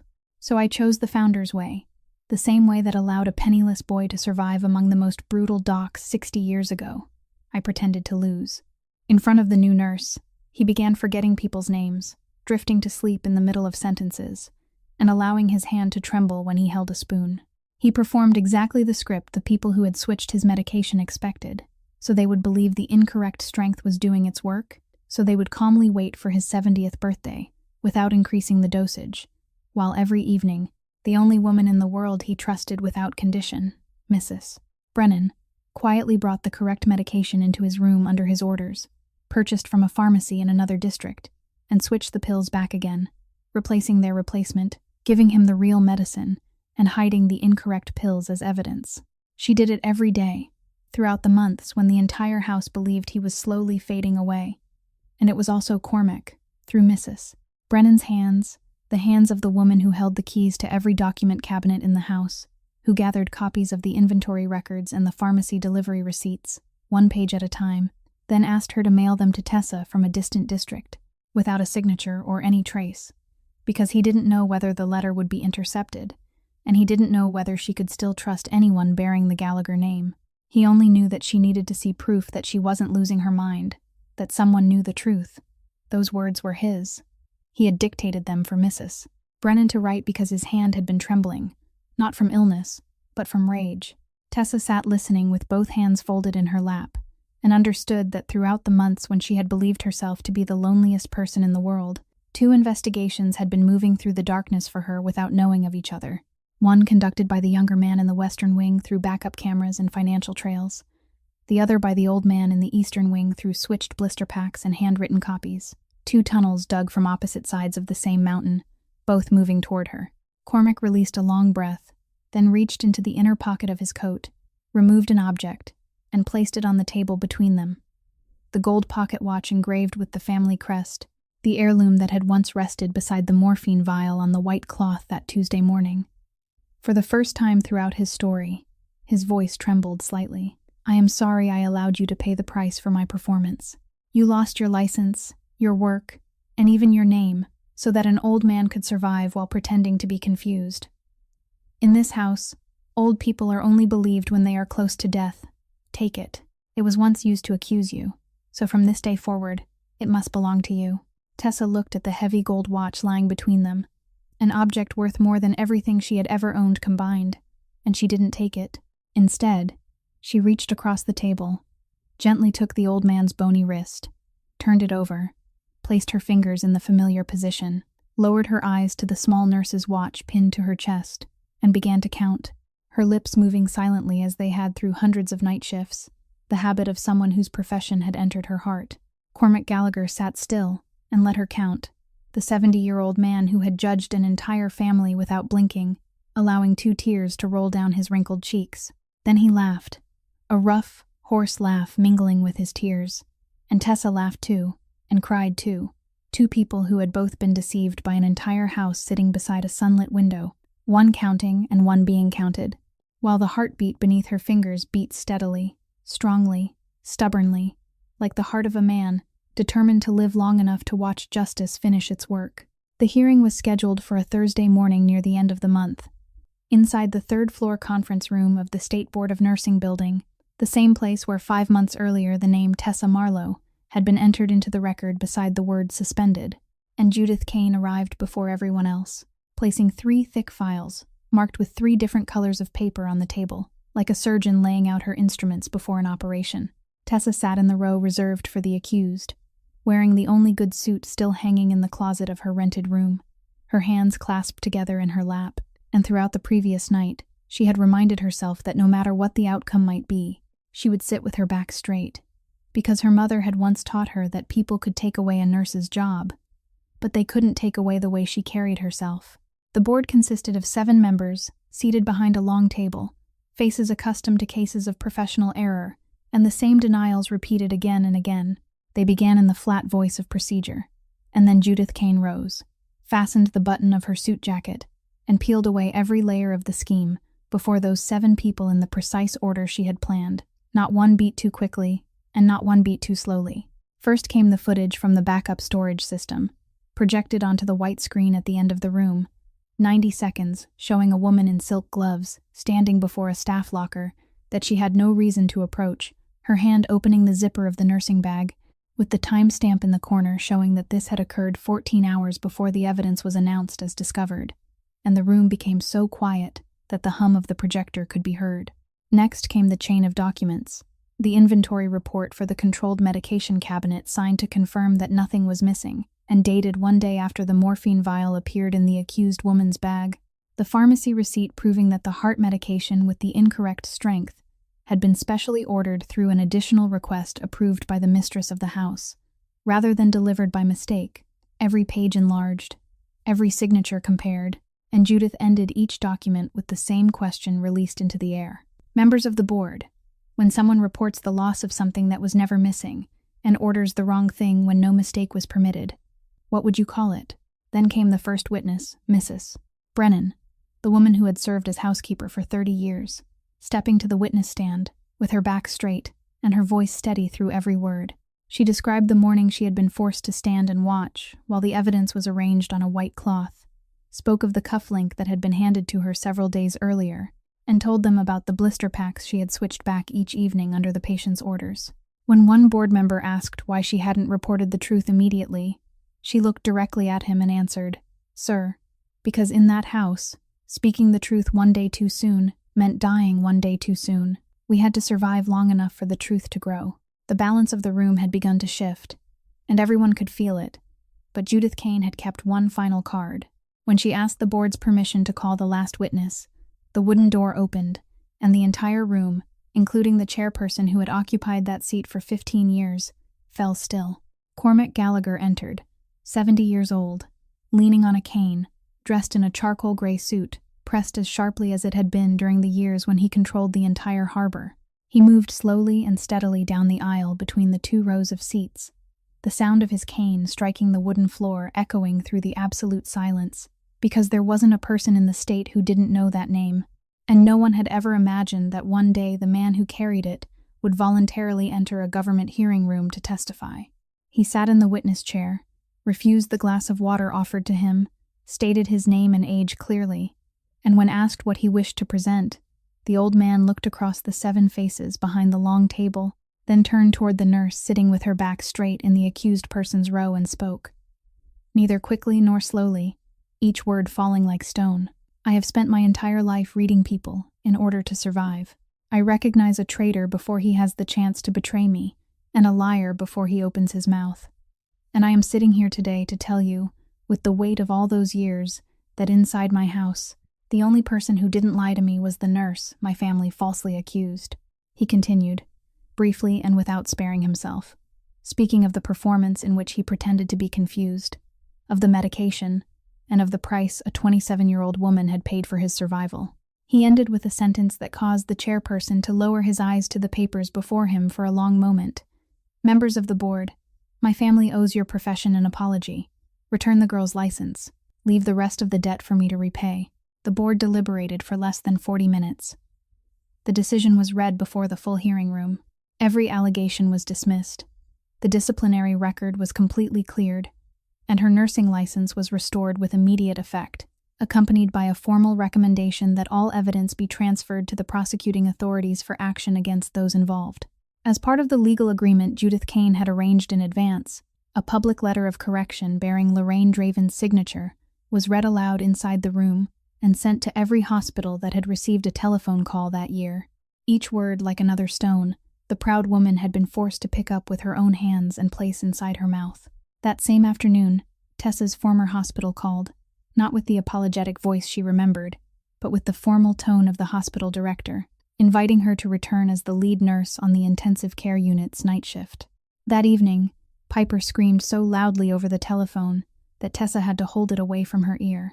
Her sister had received a new admission letter for the coming semester, and every restriction on her account had been removed.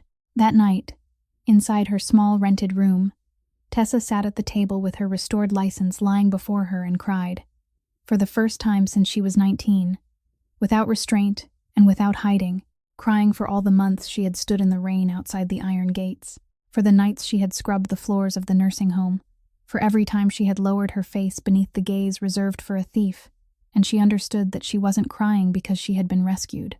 A person could save herself from hunger and from debt, and Tessa had been doing that all her life. She cried because for the first time in her life, there were people who believed her honor was something worth returning whole, without one corner missing, the way a family heirloom should be returned. While justice was doing its work in Chicago, the man who had wound the entire machine into motion was nearly 7,000 kilometers away, living in a small apartment on a stone-paved hill in Lisbon, where the living room window looked directly over the Tagus River, broad as a bay, and slow ferries drew white trails through the water as they crossed between the two shores. He had chosen this city for no romantic reason, only because it was far enough away, old enough, and no one there owed the Gallagher family anything. Judith Kane arranged his withdrawal cleanly during the weeks after the celebration.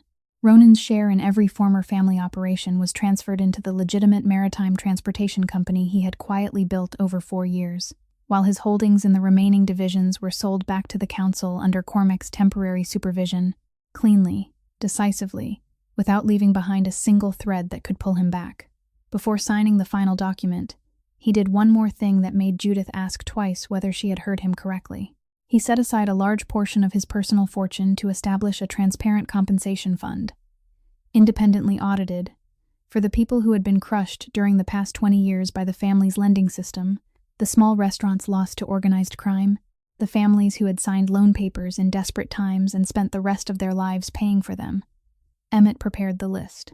It was longer than Ronan had expected, and he read it from beginning to end in a single night, skipping no name. As a form of confession, the chapel could never perform for him. When he reached the name Marlowe, the medical debt in Piper's name that he had purchased and frozen, the fund administrator recommended forgiving it completely under the established criteria. Ronan drew a line through the name with his pen, while the person across from him watched in surprise, then said only that this debt wasn't to be paid with money from the fund. "Return the file to me. That one I have to repay myself." During his first days in Lisbon, he discovered something no book could teach, that freedom didn't come to a man like him as happiness. It came as exhaustion, a weariness reaching all the way into his bones the moment there was nothing left to guard. He slept 12 hours during those first days and still woke tired. He walked along the river while his shoulders tightened automatically whenever unfamiliar footsteps sounded behind him. In cafes, he still chose seats with his back against the wall by instinct.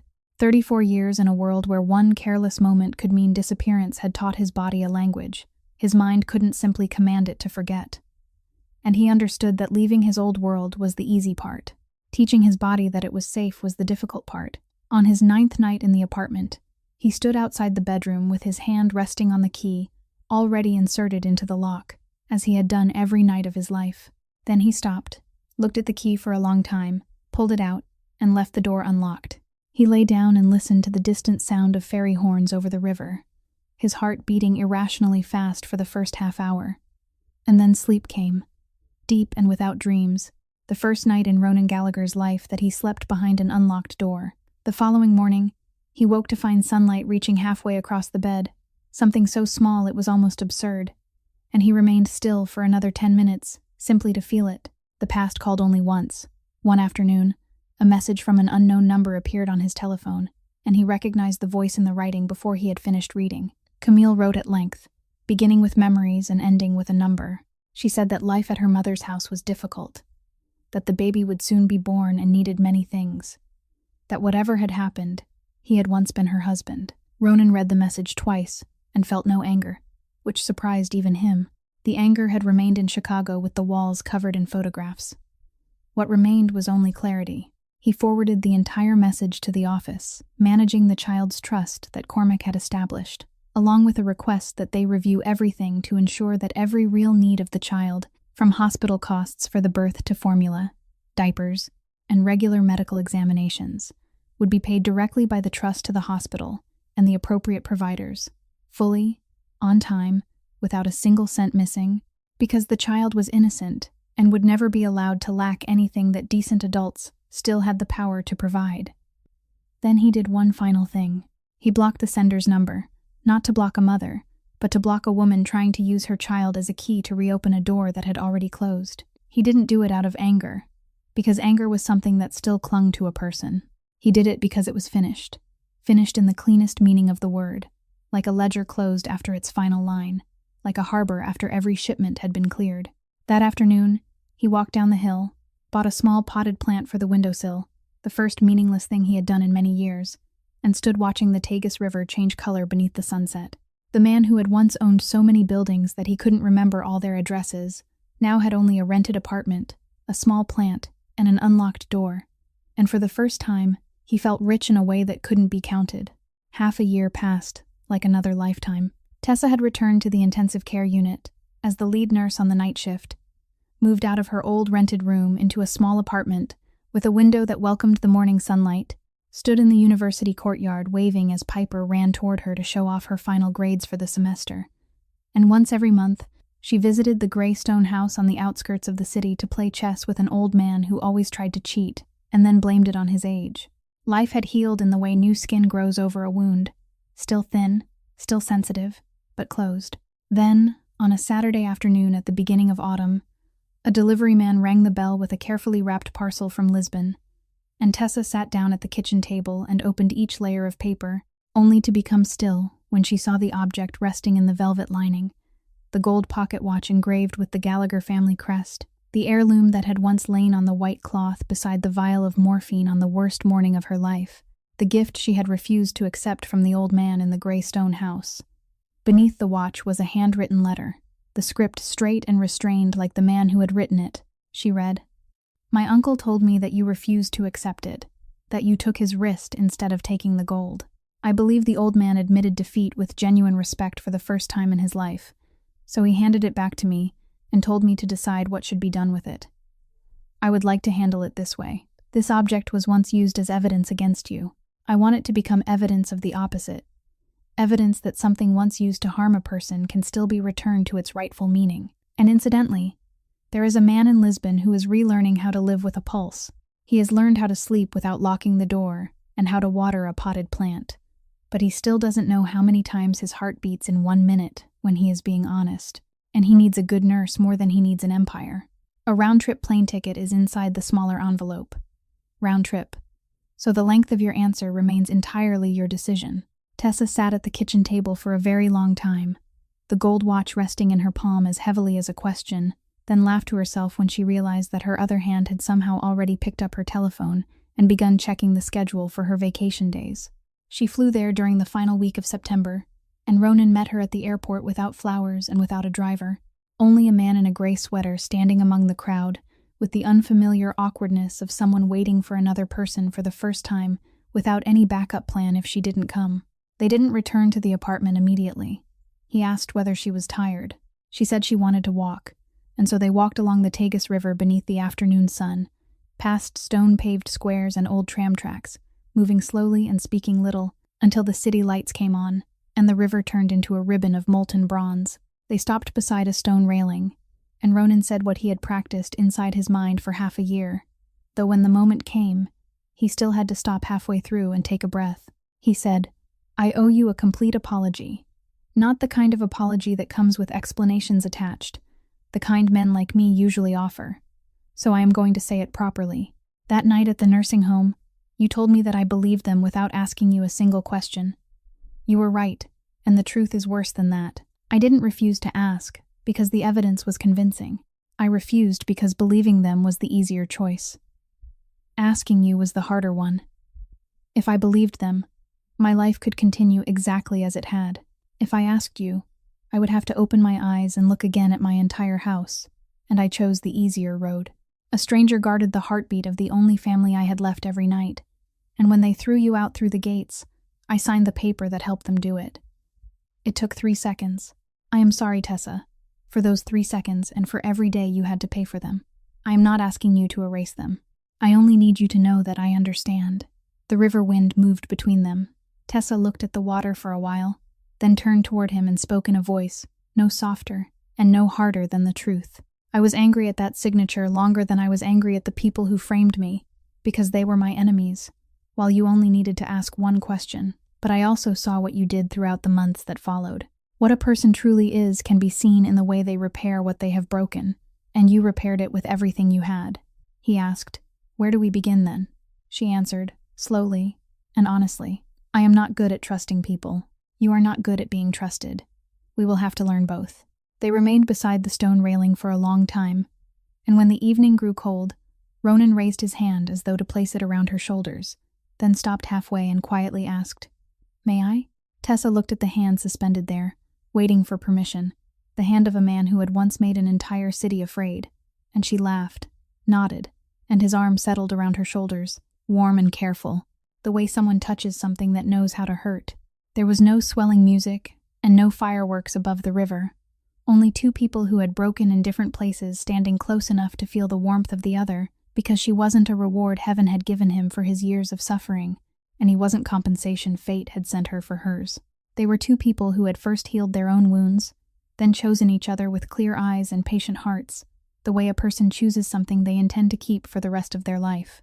2 years later, on the stone-paved hill leading down to the Tagus River, on the ground floor of an old building painted pale yellow, there was a small wooden sign engraved in 2 languages, Heartbeat Community Clinic, open 6 days a week, and most of the people who came through its doors were elderly residents of the old neighborhood, immigrants whose documents weren't yet complete, and families for whom an insurance card was a luxury that had never found a place inside their wallets. It had taken Tessa a year to turn that idea into real walls. She moved permanently to Lisbon after countless round-trip flights whose return journeys somehow grew shorter and shorter in a way that was difficult to explain to the hospital's personnel department, learned enough of the local language to ask patients about their symptoms, and earned the certification required to practice there. The money that built the clinic didn't come from the private pocket of the man she loved. She had refused that from the beginning. It came from the transparent compensation fund he had established years earlier, approved by the fund's board as an expansion project that remained true to its purpose. Money once born in darkness was now repaying its debt to the world through light. Every invoice was audited, every cent was recorded, and the man who kept those records worked in the small room behind the clinic, at a wooden desk beside the window. Ronan Gallagher, the man who had once controlled streams of money flowing unseen beneath an entire city, now sat balancing the cost of every bottle of medicine, every roll of bandage, and every shipment of medical gloves. Anyone looking in might have mistaken it for the decline of a powerful man. But those who knew the story understood the opposite was true, because every Friday evening, when he closed the weekly accounts and every number matched down to the final cent, he leaned back in his chair with a satisfaction that deals worth hundreds of millions had never brought him. Tessa once asked him why, and he answered that in the past, he had counted money to measure how powerful he was. Now he counted it to know how many more people could receive medical care the following month. The same arithmetic, a different life. They lived in the apartment on the 3rd floor of the same building. The small plant that had once stood alone on the windowsill had grown into an entire row of pots, and every Sunday afternoon, they walked beside the river as they had on that first afternoon, slowly, with few words and enough warmth. News from Chicago reached them once a month through Cormac's handwritten letters. The old man stubbornly rejected electronic mail to the very end, and his handwriting grew larger with each passing year. In his letter that early autumn, after 3 paragraphs complaining about the younger relative learning to manage the transportation company under his supervision, and about the doctor forbidding him from eating his favorite dish. He compressed the entire fate of the people from their old life into only a few lines. The trial is over. That lawyer received a sentence of many years after confessing to everything and blaming the woman for inventing the entire plan. The woman held a press conference through her attorney and claimed that she was only a victim who had been manipulated. The two people who once made promises to each other inside the chapel are now fighting in court over which of them deserves to be called the victim. You see, selfishness was what bound them together, and when you were no longer there to serve as their common obstacle, it turned inward and began tearing them apart, exactly as its nature demanded. I feel no satisfaction, only sorrow for two lives that chose to burn themselves away. As for the Draven household, the mother sold the large house and reportedly moved to a town where no one knows her name, so she won't have to face the eyes that remember her. Ronan read that passage at the breakfast table, folded the letter for a moment, then continued. Tessa watched his face and saw no trace of satisfaction, but no trace of pain remained either, only the quiet of someone who had traveled far enough beyond a fire that the smoke could no longer reach him. He had once told her that he no longer felt any desire to stand and watch the ruins continue burning, and it turned out that hadn't been a beautiful phrase. It was something real, something a person could only possess after spending years healing himself. But the part that left both of them sitting in silence that morning was hidden at the bottom of the envelope. A small photograph slipped out when Tessa turned the letter over. It showed a boy of about 3 years old on his first day of preschool, wearing a white shirt tucked into blue shorts, with a new backpack almost as large as his back, standing in a sunlit schoolyard with his eyes nearly closed from smiling, both hands raised proudly to show the cookie someone had just given him, healthy, round-cheeked, and happy in the way only a child could be happy. On the back of the photograph was the old man's large, trembling handwriting. The trust sent me this picture. The boy is growing quickly, eating well, and everyone at the preschool adores him. I have placed an identical photograph inside the lid of my chess box, so every time I open it to play, I see him smiling. The adults in this story owe more debts than can be counted, but at least we kept one promise. The child carries no one's debt. He carries only a new backpack. And that, my child, means this family has finally managed to do one decent thing completely right. Tessa held the photograph for a long time, then rose to find a small frame and placed it on top of the bookcase beside Piper's graduation portrait. Ronan looked at the two photographs standing together, one of a university graduate in her cap and gown, the other of a preschool boy holding a cookie, two children who shared no blood with each other, and neither of whom shared blood with him. Yet both were safe, because people who had once been broken had chosen not to pass their brokenness into the next generation. And he thought that perhaps this was the kindest definition of victory he had ever known. That Sunday morning, Lisbon awakened to the sound of church bells drifting across the red-tiled rooftops, and the Heartbeat Community Clinic opened earlier than usual, because weekends were always the busiest days for the elderly residents of the old neighborhood, some coming to have their blood pressure checked, some to collect their regular medication, and some who, in truth, came only because they wanted someone to ask how they had been. On the reception desk, beside a small vase of flowers, there was a new framed photograph of Piper in her nursing graduation gown, smiling radiantly in the university courtyard, following the same path as her mother and her sister. On the main wall of the waiting room, where other clinics usually displayed awards or landscape paintings, there was only one glass frame, and inside it wasn't a photograph, but a yellowed page of grid-lined paper, covered with the careful handwriting from a patient's monitoring notebook, with a line written in the middle of the night, recording a patient's heartbeat at 4 o'clock in the morning, steady and strong, accompanied by a small note in the margin, saying that the old man was sleeping peacefully.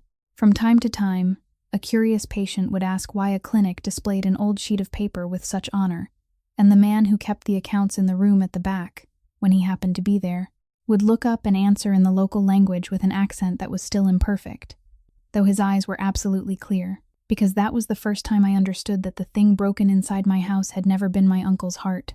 That morning, while changing the bandage of an elderly woman and listening to her talk about a grandchild who lived far away, Tessa suddenly paused in the middle of a thought, not because she was sad, but because she had just realized something strange. She had gone through an entire week, 7 complete days, without thinking once about the disciplinary board, about that Tuesday morning, or about the iron gates beneath the rain.